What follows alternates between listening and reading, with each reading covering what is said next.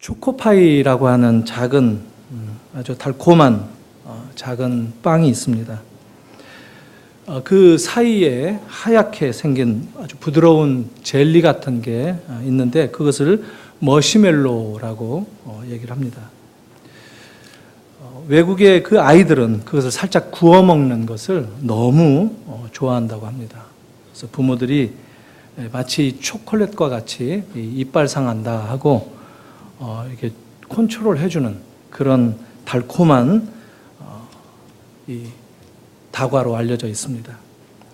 머시멜로 이야기라고 하는 책이 있는데 그 책에 스탠포드 대학교에 월터 미셸이라고 하는 교수가 머시멜로 실험을 했다고 합니다. 만으로 4살짜리 어린 아이들에게 머시멜로를 하나씩 주면서 이렇게 얘기했다고 합니다.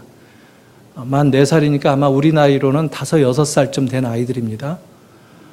15분 동안 네가 이것을 하나를 먹지 않고 가지고 있으면 하나 더 준다. 잘 참고 하나 더 받도록 해라.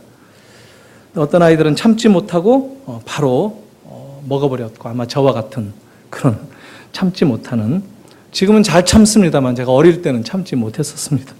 특히 먹을 것을 두고 참지 못하는 아주 발군의 특성을 이렇게 보였다고 합니다. 근데 또 어떤 아이들은 용케도 15분을 잘 참아서 하나를 더 받았다고 합니다. 그래서 거기서 실험이 끝난 것이 아니라 15년 후에 이 아이들이 대학을 들어갈 때 20살이 되었을 때 조사를 해보니까 실험을 해도 15년에 걸쳐서 하는 겁니다. 초코파이의 그 머시멜로를 하나 더 받았던 그 어린아이들이 SAT 성적 점수, SAT는 미국의 대학 입학 학력 검증 시험입니다. 800점 만점인데 과목별로 합산해가지고 몇 과목 요구하는 대로 점수를 따야 되는 것인데 800점 만점에 평균 125점이 높았다고 합니다. 그래서 이 실험을 한 교수께서 만족 유예 실험이라는 걸로 제목을 붙여서 만족을, 더 큰 만족을 얻기 위해서는 기다릴 줄 알아야 된다. 이런 얘기를 했습니다. 그래서 기다림이 곧 인생의 성공 비결이다. 이렇게까지 실험 결과를 발표를 했습니다. 충분히 공감이 가는 그런 이야기입니다. 인생은 기다림이죠. 기다림이 성공의 핵심일 뿐만 아니라 우리 모두가 경험하는 우리 인생 자체가 기다림의 연속이다 하는 것을 알고 있습니다. 기다림은 때로 우리에게 고통을 주기도 하지만 우리 모든 인생의 기다림을 피할 수는 없습니다. 누구나 인생은 기다림과 더불어서 살아간다 이렇게 얘기할 수 있습니다.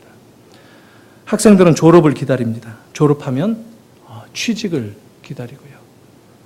또 배우자를 기다리고 결혼을 기다리고, 결혼해서도 아내는 남편이 철들기를 기다립니다.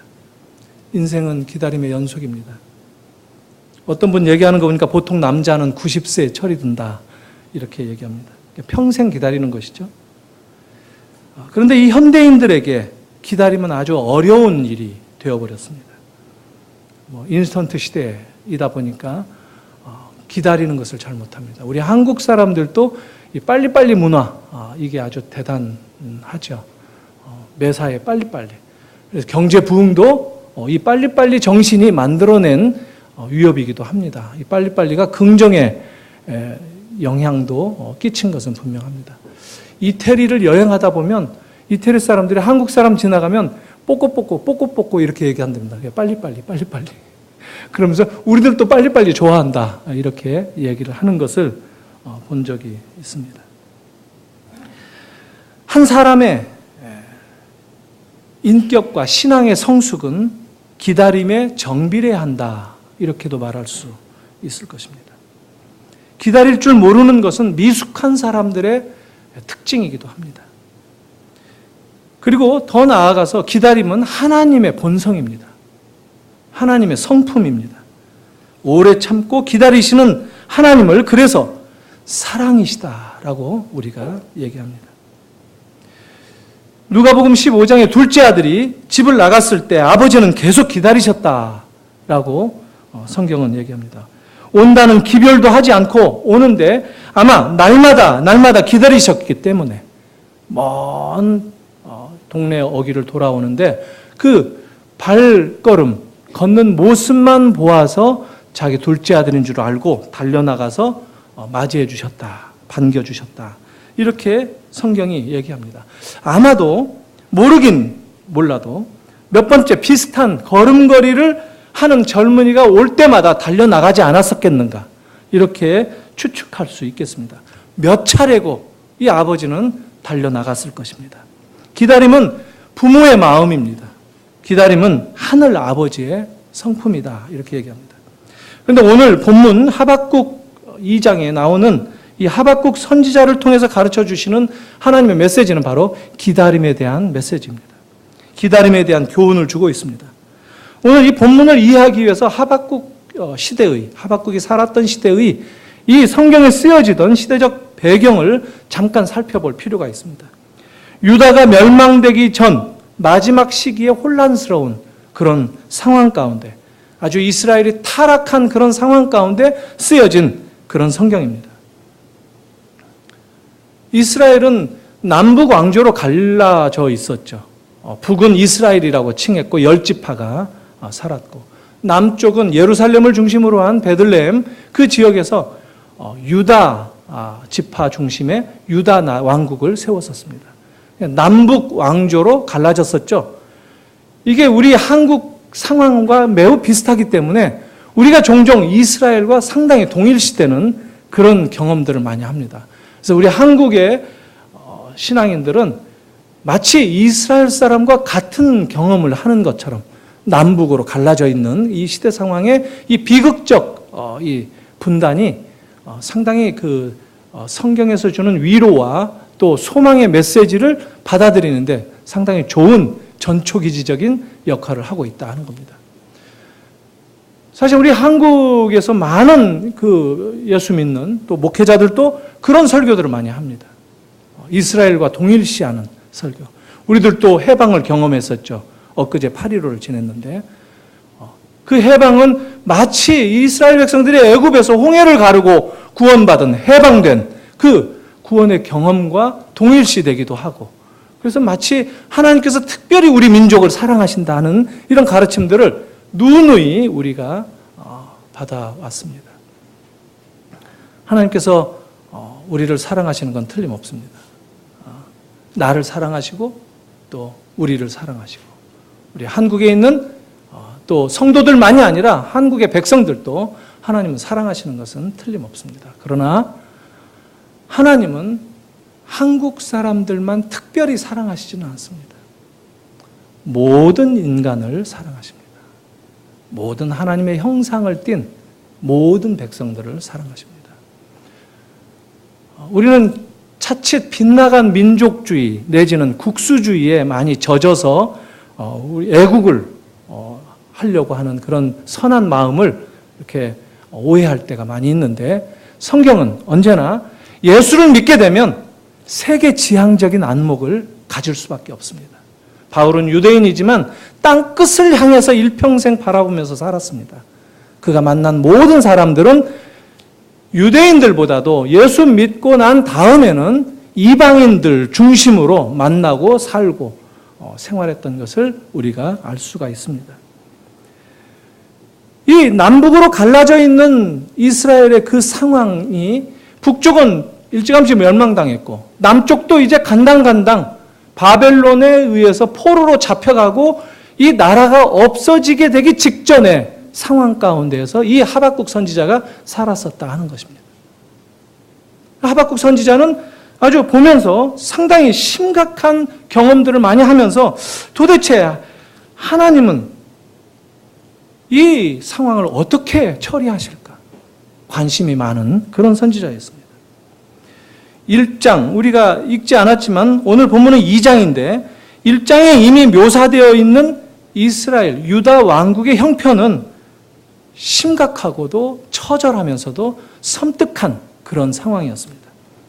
용어들만 보더라도 간악, 폐역, 겁탈, 강포가 만연해졌고 또 나라가 망하기 직전에 항상 보이는 징조처럼 부정이, 부패로 온 사회가 타락한 그런 상황이었다는 겁니다. 하나님의 율법이 땅에 떨어져서 아예 사라져간 그런 환경 속에 하박국이 살고 있었다는 겁니다. 하나님의 공의가 짓밟히기가 밥 먹듯 한다 하는 그런 상황이었습니다. 하박국 선지자는 하나님에게 항의하듯이 부르짖었습니다. 만약 하나님께서 살아계신다면 어찌하여 하나님의 백성들이라고 하는 자들이 이 땅에서 버젓이 벌이고 있는 저 타락을 그대로 방치하십니까? 악한 자들이 하나님의 법을 지키지 아니하고 의로운 사람들이 오히려 괴롭힘을 당하는 이런 현실.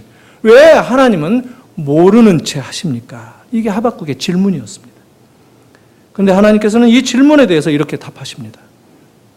내가 타락한 유다 백성들을 징계하기 위해 더 사납고 더 성급한 갈대아 사람들을 불러서 유다 사람들을 사로잡아가게 하고 강포를 행하게 했노라.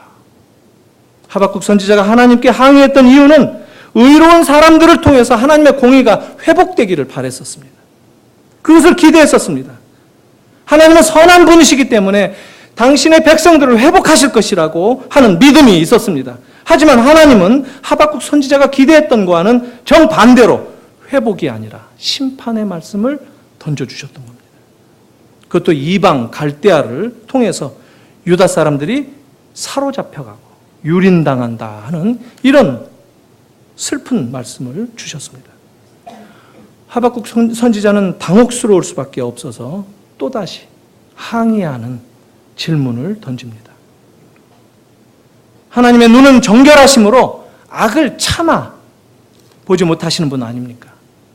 패역을 참아 보지 못하시는 그런 분이신데 어찌하여 유다 백성보다 더 악한 갈대아 사람들을 심판의 도구로 사용하십니까?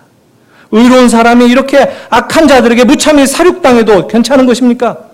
정말 하나님이 창조주이시고 구원의 주님이시라면 왜 이런 일이 우리에게 일어나야만 하는 겁니까? 우리들도 오늘날 이런 하소연을 하나님께 드릴 목까지 치밀어 오르는 그런 상황을 도처에서 경험하기도 합니다.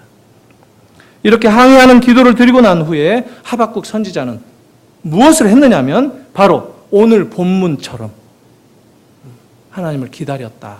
뭐라고 답하실까? 어디에서 기다렸느냐면 내가 내 파수하는 곳에 서며 망루에 서며 파수꾼들이 서는 성루에 서리라. 그가 내게 무엇이라 말씀하실지 기다리고 바라보며 나의 질문에 대하여 어떻게 대답하실는지 보리라. 이러면서 기다렸습니다. 이 동사들이 사용된 것을 보면 참 아주 굉장히 강조되는 그런 내용입니다. 기다리고 바라보며 보리라. 그가 하나님의 응답을 얼마나 간절하게 기다리고 있었는지를 엿볼 수 있는 그런 표현들입니다. 하나님의 응답을 하박국은 기다리고 또 기다렸습니다. 그럴 때 하나님께서의 대답은 3절, 4절 오늘 본문 가운데 나옵니다. 이 묵시는 정한 때가 있나니 그 종말이 속히 이르겠고 결코 거짓되지 아니하리라. 비록 더딜지라도 기다리라. 지체되지 않고 정령 응하리라. 보라 그의 마음은 교만하며 그의 속에서 정직하지 못하니라. 그러나 의인은 믿음으로 말미암아 살리라. 그러니까 익숙한 이 하반부 구절은 아주 익숙한 신약에서도 많이 인용되고 있는 갈라디아나 로마서에 나오는 말씀입니다. 의인은 믿음으로 말미암아 살리라. 이 말은 한자 네자로 쓰면 이신칭의라는 말입니다. 이 구원의 아주 대선언, 믿음으로 의롭다함을 얻는다 하는 그 말씀을 하박국 선지자에게 주셨습니다. 여기서 하나님은 선지자 하박국에게 두 가지 진리를 강조하셨습니다. 하나는 하나님께서 이 계시를 이루기 위해서 정한 때가 있다 하는 겁니다. 그 끝이 분명히 있다. 결코 거짓되지 아니할 것이다. 혹시 사람이 생각하기에 응답이 비록 더디다고 할지라도 조급해하지 말고 기다리라 하는 것이었고, 또 다른 하나는 의인은 믿음으로 말미암아 살리라 하는 약속이었습니다. 때를 기다리라. 믿음으로 그 때를 기다리라. 이런 뜻이었습니다. 때가 있다라는 겁니다. 때, 시간. 시간에는 흔히 성경에 나오는 시간은 두 종류의 시간이 있다라고 얘기합니다. 크로노스라고 하는 물리적인 시간, 계속 흘러가는 시간이 있고, 카이로스라고 하는 하나님의 시간, 이런 게 있습니다. 하나님이 주관하시는, 주도하시는 시간이 있다. 이렇게 얘기합니다. 이 독일 말만 해도 시간에 두 단어가 있습니다. 하나는 history, 거기서 뭐 영어의 history, 그것도 따지고 보면 his story라고 하지 않습니까? 그의 이야기. 여기서 대문자 his 할 때 대문자 h가 사용될 때는 누구죠? 그 his가 하나님이라는 것이죠. 신, 하나님의 이야기. 이게 역사예요. 일반 history, 일반 역사들도 하나님의 이야기다라고 해서 생긴 거예요. 그래서 AD, BC로 나눠지는 것이죠. 역사는 예수와 더불어서 비로소 의미를 갖게 되었고 생겨났습니다. 독일 말은 그래서 그 크로노스라고 하는 흘러가는 시간, 이것을 그냥 히스토리라고 불렀고, 하나님의 주관하는 의미를 담는 시간, 이것을 게슈슈테라고 말을 합니다. 그래서 같은 역사라는 뜻인데 아마도 크로노스와 카이로스를 구분하는 그런 시간의 표현이 아닌가 싶습니다. 하나님께서 말씀하시는 이 카이로스의 시간은 우리가 정하는 것이 아니다라는 겁니다. 하나님이 정하셨다라는 겁니다. 정한 때가 있다. 우리는 기다려야 한다 하는 겁니다. 누가복음 18장 몇 주 전에 본문 같이 살펴봤던 그 본문에 불의한 재판관이 나오는 이야기인데, 하나님은 우리가 기도할 때 속히 응답하리라 이렇게 약속을 하셨습니다. 물론 우리의 경험에서 속히 응답되지 않는 경우가 많죠. 누가복음 18장 1절은 항상 기도하고 낙심하지 말라 이렇게 시작을 하죠. 왜 낙심하겠어요? 기도했는데 응답이 없으니까 낙심하겠죠. 그러니까 낙심하지 말라는 겁니다. 그리고 또 속히 응답하리라 이렇게 말씀을 합니다. 그런데 그 속히라는 말을 우리가 오해할 때가 많이 있어요. 원 뜻을 알아야 됩니다. 원어상으로 이 속히라는 말은 빨리라는 말이 아니에요. 갑자기라는 말입니다. 갑자기 이루어진다. 예상하지 못한 시기에 갑자기 응답되어진다 하는 이런 뜻입니다. 하나님의 뜻이 갑자기 나타난다. 주님이 속히 오신다고 하신 말씀도 내가 빨리 온다 이런 말이 아니라 갑자기 도적같이 임한다 하는 그런 뜻이에요. 예고하고 오시는 것이 아니라 천천히 오시는 것이 아니라 느닷없이 오신다. 이것을 성경은 그렇게 표현을 했습니다. 내가 갑자기, 아주 suddenly라는 말이죠. 갑자기 내가 예상하지 못할, 그러니까 뭐 빨리 들어준다 하는 이런 표현도 이렇게 혼동될 수 있죠. 그러니 기대하고 기다리라 이렇게 얘기를 합니다.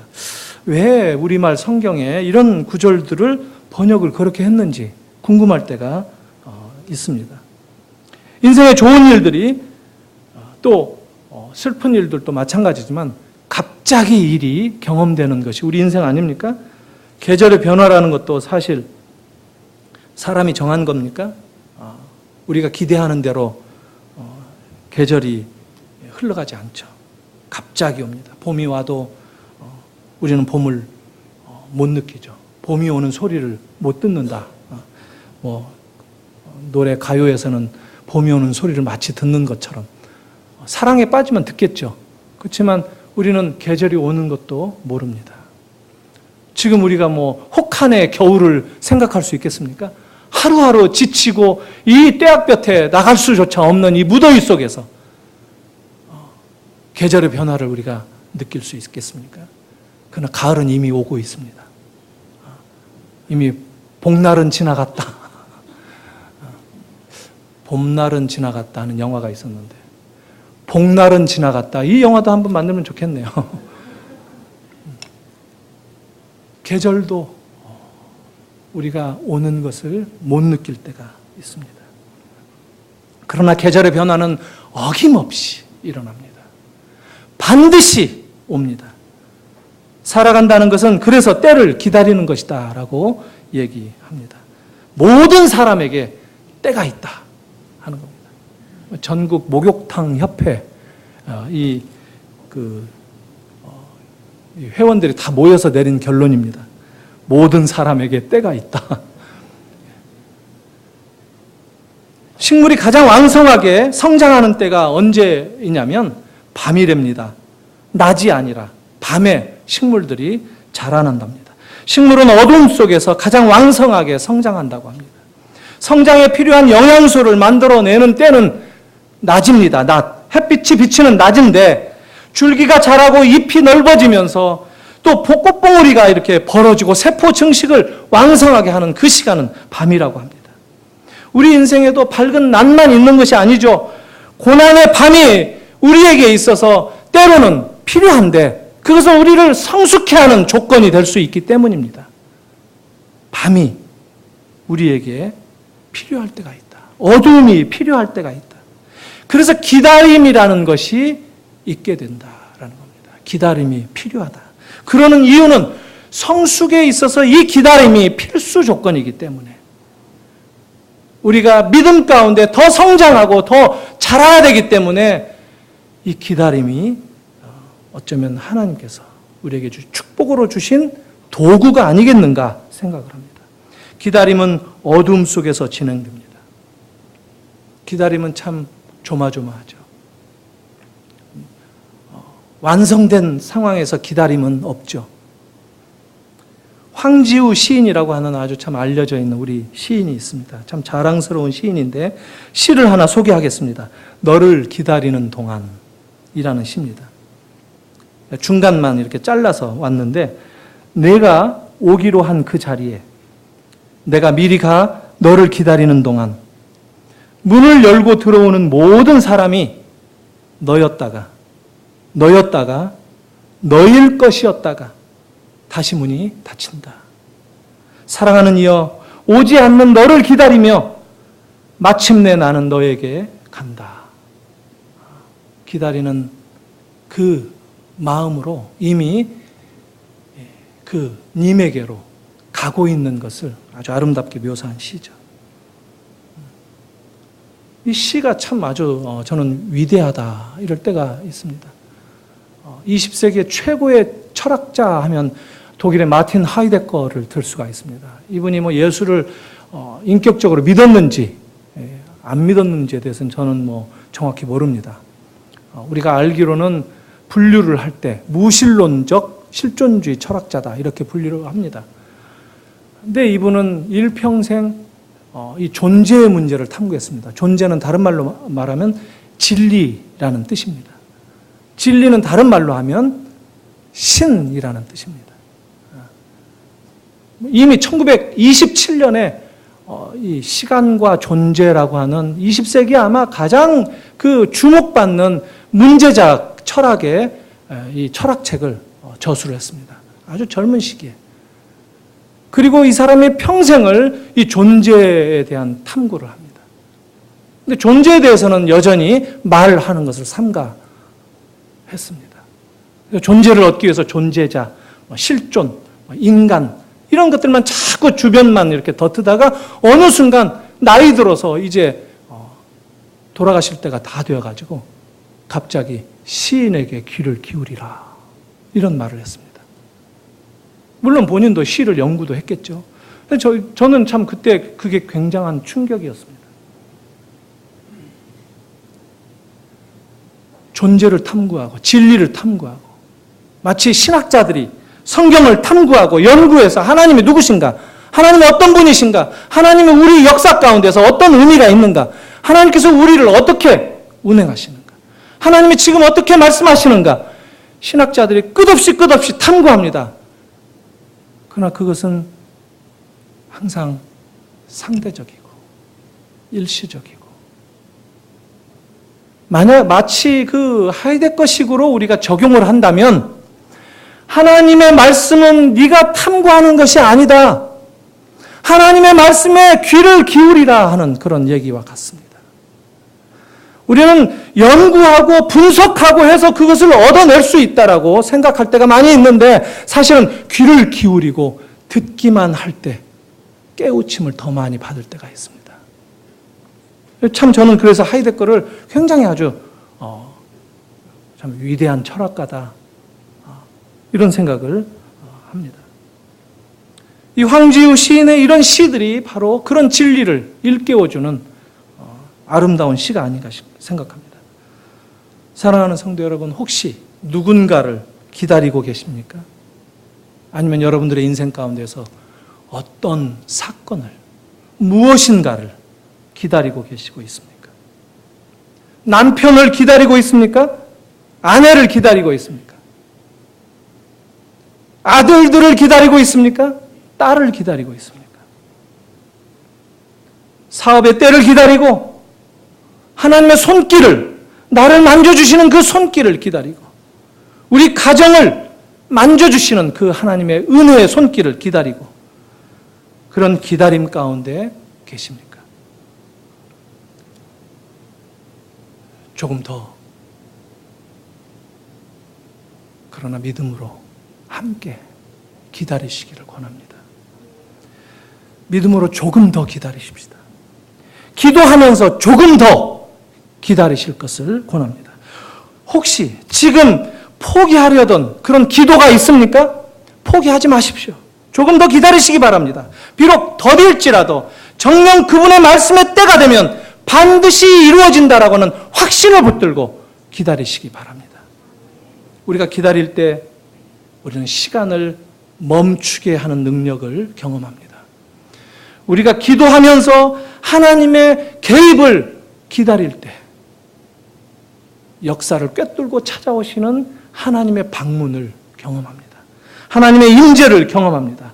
기다리면서 우리는 시간을 창조하신 그 하나님을 유한한 인간으로서 경험하는 그런 순간을 느낍니다. 시간 속에 산다는 것, 비록 내 마음대로 되지는 않아도 시간을 지으신 그 예수님께서 이 시간 속에 들어오셔서 우리와 같이 함께 기다리시면서 시간을 보내셨다는 것을 기억할 수 있기를 바랍니다.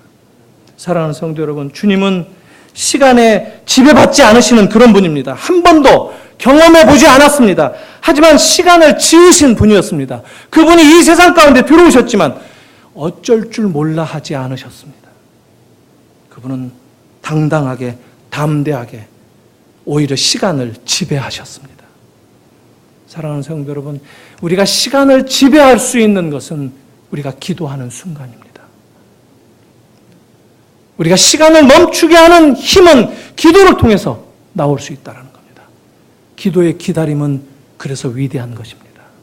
주님께서 오늘 그것을 저와 여러분들에게 말씀하십니다.